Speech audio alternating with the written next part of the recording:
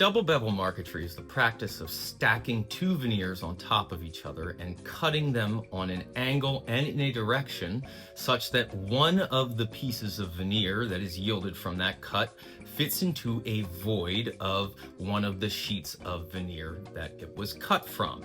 Now, I have a couple videos going over that process, and I think they're pretty helpful for explaining how you get to something like this. But you may be wondering how you go from this to something like this, and the answer is a lot easier than you may think. Here I have a sheet of oak veneer that I've used double bevel marquetry to put a piece of walnut into. Now, if I want to make this pattern a little bit more complex and, let's say, put a square over that circle, you might be wondering how I go about doing that. Now, one thing I tell my students in double bevel marquetry classes is that after you've inserted a piece into your field veneer, meaning the veneer that you are going to be continually inserting pieces into, you can think of it as functionally the same as a fresh sheet of veneer. There's no difference in cutting out this square as there would be from cutting out this square. And to prove it to you, I'll cut that out right now. And here you can see this cut is exactly the same as any other cut in double bevel marquetry.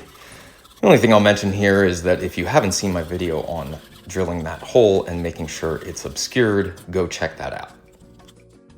So here are my pieces all cut out, and this is my waist, and what you'll notice about it is that the oak and walnut are held together. Now, I glued this mere minutes before cutting it, and I can break that glue joint apart, but it holds together just enough for the cut.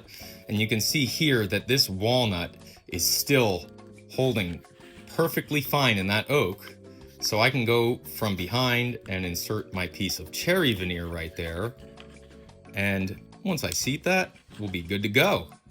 I've gone ahead and glued that in so you can just see what I mean. The difference between this and this really isn't skill so much as it's time and dedication.